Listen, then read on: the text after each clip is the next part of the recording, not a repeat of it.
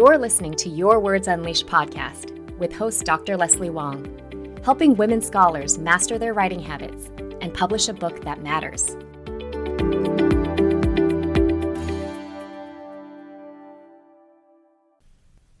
Hey there, writers. Lately, I've been doing a lot of podcast interviews that don't center directly on writing. So today, I want to bring things back to the fundamentals of my coaching work, which is to help scholars write things they're truly proud of publishing. And they're proud not just because they secure book contracts, get promoted, and win awards, which often happens as a result. They're proud because they have expressed their ideas in exactly the way they wanted to. This may sound rather obvious, but allowing yourself to say what you mean is not an easy task once you've truly committed to an academic path. It means undoing a lot of grad school socialization that teaches students they need to sound like emotionless robots if they want to be taken seriously. It means going against the grain of mainstream academia. People must consciously give themselves permission to sound like an actual human being in their scholarly work. This is risky. I've shared before how one of the reviews for my first book, which leaned heavily into storytelling, critiqued my writing as being not particularly scholarly. Now I wear that underhanded comment like a badge of honor. Allowing yourself to write clearly and accessibly can be very uncomfortable. This is especially true for folks from minoritized backgrounds who've often had to work very hard to learn the academic writing style, to find a place in the academy. Well, now that I'm no longer an academic, I can see things much more clearly than when I was a faculty member. Higher ed is in free fall in the United States and other countries as well. American university budgets have been slashed repeatedly by Trump's fascist, vindictive, authoritarian regime. It's doing a quick job of tanking this country's well-earned position as a global scientific leader. And the hits just keep coming. It was just announced that $350 million of allocated federal funding for a range of minority-serving institutions is going to be withheld. Colleges and universities with high percentages of students of color and first-generation students were already struggling. Withholding funds is a form of violence perpetrated against those who need and deserve it the most. Perpetrated by the government, no less. I've stopped being so reactive to this agenda of hate because it was really impacting my health. But I continue to be angry. Anger can be productive. It always motivates me to consider what I, as an individual, can do to shift things, even just a little bit. And this may sound ridiculous, but I've concluded that a primary way academics can speak more truth to power is by writing more accessibly. By this, I mean more accessibly in their scholarship, not just through op-ed pieces and social media posts, though those are incredibly important too, of course. But I believe that the academic writing style is a major barrier keeping many incredible scholars from making a real, tangible impact on society.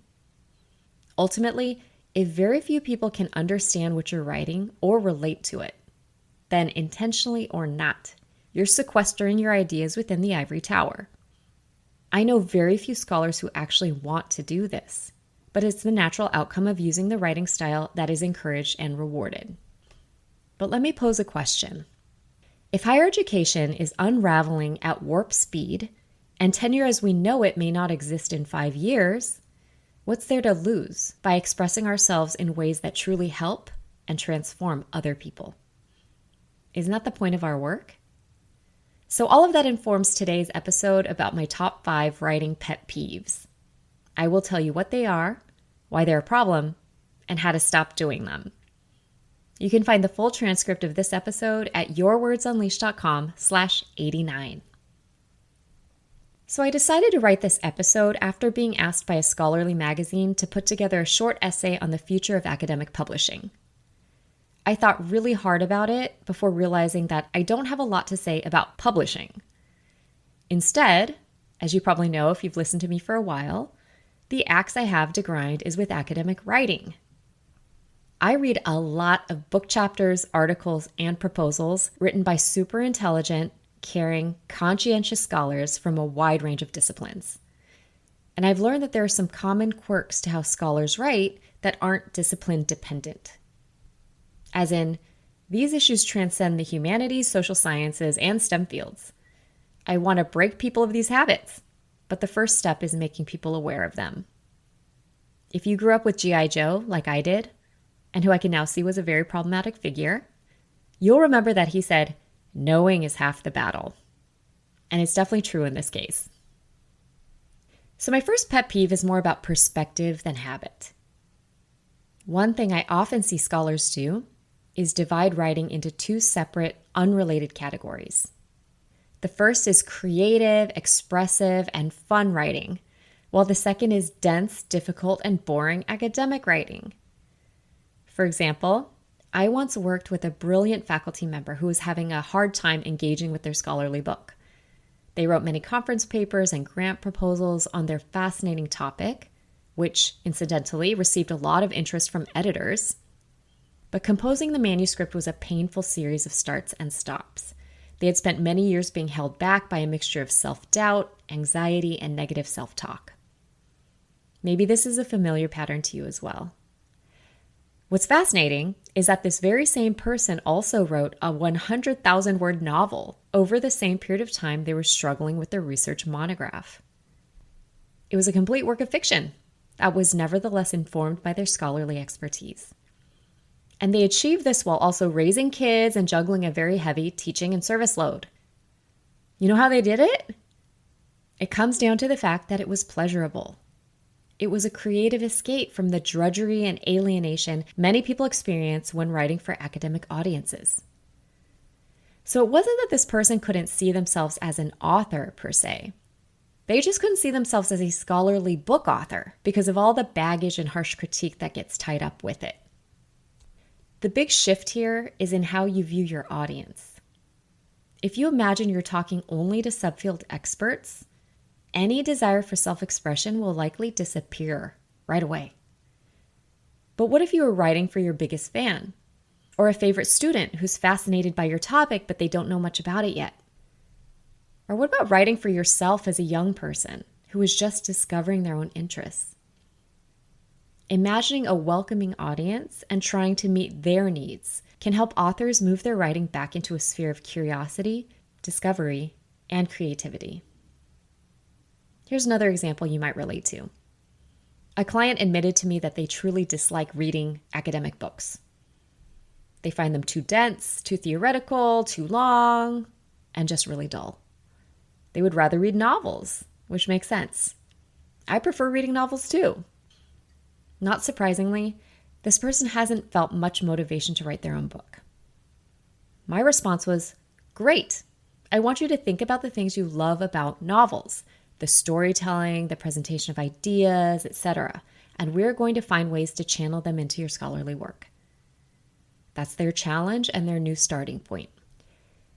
I want people to stop unquestioningly putting academic writing into its own rarefied category, because this reinforces very problematic hierarchies within and beyond higher ed. To me, writing is writing.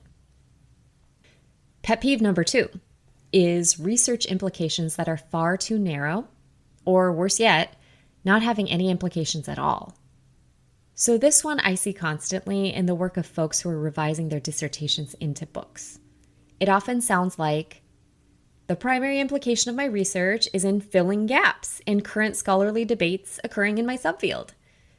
Or, this work offers new theoretical insight into some very specific phenomenon. Or, my project contributes to scholarship in X, Y, and Z areas. Now, these are certainly scholarly implications, but in the grand scheme of things, the stakes are very, very low. Don't get me wrong, before I left the academy, I wrote like this as well. I look back at my 2 book proposals and can see how narrowly they were written, when I actually thought I was being much broader. So why do we do this? Well, I think that especially within the social sciences and humanities, the emphasis is always on situating findings within existing scholarly debates.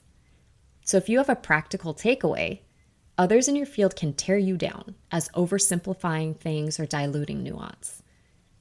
People's fears of being critiqued for making broader claims are justifiable. I think we've all received and probably given to our students feedback along the lines of, how do you know this to be true? Can you prove it using your evidence? moving up in academia means specializing. But it has the adverse effect of causing authors to state extremely limited claims.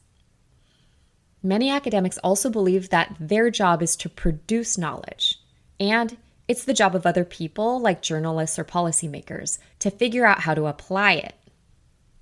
In other words, many researchers don't feel like it's their role to prescribe any kind of action.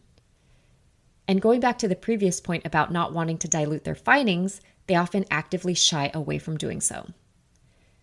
But let's get real for a second. I'm starting to interact with more journalists these days, and for the most part, they are not reading many peer-reviewed journal articles and research monographs. They're reading papers put out by think tanks. They're reading press releases from universities announcing new research. They are definitely reading social media posts. Scholars often don't consider how much work is involved in taking dense academic writing and turning it into something usable by the general public. There's a reason why celebrity writers like Malcolm Gladwell and James Clear have become so prolific. They take complex research and present it in a clear, streamlined way with take-home points that, if implemented, can actually change how people think and act. And then they get all the credit. How fair is that? Of course, I want to acknowledge that this is not the fault of academics. There is little to no training given in how to translate one's work for broader audiences. And this aligns with the total lack of institutional incentives for public engagement. But narrow implications equals limited impact. So what can you do about it? One idea is to state something like, this case is not only about insert your specific topic, it also sheds light on whatever larger issue. And this is a good thought exercise to do with all of your writing. Okay, now we're going to move on to actual writing-related pet peeves of mine. Number 3 on my list should be no secret since I constantly complain about it, and it's about jargon. More specifically, overusing jargon. Jargon is divisive. It's literally meant to be divisive. It divides people into categories of insider and outsider to certain kinds of knowledge. And I don't think jargon is all bad. We absolutely need specialized terms that sum up complex concepts in a word or two. But I do have 2 main issues with jargon. The first is with people using it unnecessarily. As in, they use a fancy term when they could use other, more easily understandable words instead. The second is when someone uses jargon and doesn't define terms as they go. So let's take the example of hegemony. It's a very complex theoretical concept that scholars use all the time in their work without giving a definition. They often just describe things as being hegemonic. They use it as a synonym for power and assume that readers know that, when the truth is that most people in the world have never read Gramsci. They may not have been taught to even question the concept of power, or where it comes from, or how it's employed. So I'm not saying don't use the words hegemony or hegemonic. What I am saying is make no assumptions that your readers automatically get what you're talking about. All you need to do is provide a very concise definition the first time you use it, which will bring everyone onto the same page. Because if you don't, you'll leave people behind or make them feel confused or inadequate, and then they'll probably stop reading. And I'm sure you don't want to do that. So just make it a rule to never assume reader knowledge. So my 4th writing pet peeve is what I call lists. This means that people list many items in a row within the same sentence. The result is an onslaught of information that can feel really overwhelming. Personally, I don't use ChatGPT very much, but I thought it would be fun to have it give an example of a list-filled sentence from the field of sociology. And here's what it came up with. Quote, "The study demonstrates how social inequality is reproduced through family structures, educational institutions, labor markets, neighborhood dynamics, and cultural practices, each of which operates simultaneously to constrain mobility, shape opportunity, and reinforce class distinctions." Unquote. I laughed so hard when I read this because it sounds exactly like so much of the scholarship out there. So what's the problem here? Isn't it better to be thorough by mentioning every potential factor or characteristic that may impact a given issue? Well, it's a problem for your readers because it doesn't provide any structure or hierarchy of importance for these concepts. Instead, it puts the onus on your audience to figure out how to weigh each of these items, when that's not their role. It's yours. So providing a comprehensive list can feel like you're helping your argument, but there's no analysis. And in my view, it can be a way for scholars to hide behind information and avoid taking a stronger stance. So take a look at the last paper or chapter you wrote. If you have a lot of list-filled sentences, let's say like 4 to 5 times on every page, what should you do? First of all, noticing is half the battle. The next time you're tempted to provide a long list, stop and consider each item one by one. Ask yourself if they are all necessary and equally important to the bigger point you're trying to make. If so, keep them. If not, remove the ones that are the least relevant. Or choose only one item to be the star of your sentence and then add the others as secondary details. Finally, read it out loud to yourself. If you're running out of breath, it's probably too long. So my 5th and final pet peeve is saving your main finding or claim for the very end of the paper. We've all had the experience of figuring out what we want to argue through the process of writing something out. It's like you've been adding ingredients to a recipe and the argument is the finished product. Sometimes this happens because people feel compelled to cite every scholar who's published on their topic before they're allowed to add their own new layer of knowledge. When really, it needs to be flipped the other way around. Well, the good news is that you have figured out the main takeaway. But as the advice goes, your book is not meant to be a mystery novel. Don't leave readers in the dark. Just pull that finding or claim to the first paragraph or 2 of your paper. Or your proposal for that matter. I see that a lot in proposals. And then use other people's scholarship to back up your argument. This is how people truly step into their role as experts. So let's sum everything up. I've talked about my top 5 writing pet peeves. Number 1, viewing academic writing as different to other types of writing. Number 2, having implications that are too narrow or having no implications at all. Number 3, overusing jargon and not defining terms as you go. Number 4, list-filled sentences. Number 5, revealing your main finding or claim at the very end. To tell you the truth, I have more than 5, but I had to end this episode somewhere, and these are definitely at the top of my list. For me, everything comes down to making academic writing more accessible. This is one way that individuals can challenge the existing structures and norms of academia that keep most of the world locked out. Because how you write is up to you, and in a world that feels like it's spinning out of control, this one thing remains in your control. And final pro tip, this is what publishers want too, so really it's a win-win. Let me acknowledge that writing in service to others outside the academy and prioritizing sounding like yourself can feel risky and unsafe. But let's be honest, everything about being in higher ed is risky and unsafe right now. Long-standing traditions are being ripped apart. Harmful changes are taking place rapidly on an unprecedented scale. One hopeful way to look at it is that even if things get torn down, they can be built back up again.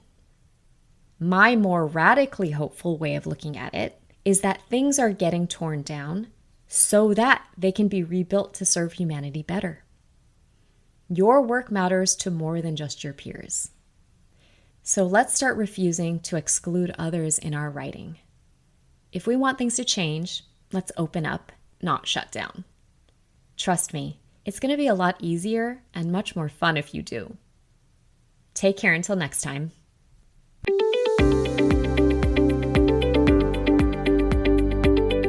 Thanks for tuning in to Your Words Unleashed podcast. If you enjoyed this episode, please share it with other writers or leave a rating and review. To find the full transcript and catch all the latest from me, check out my website, yourwordsunleashed.com. I'll talk to you next time. Happy writing!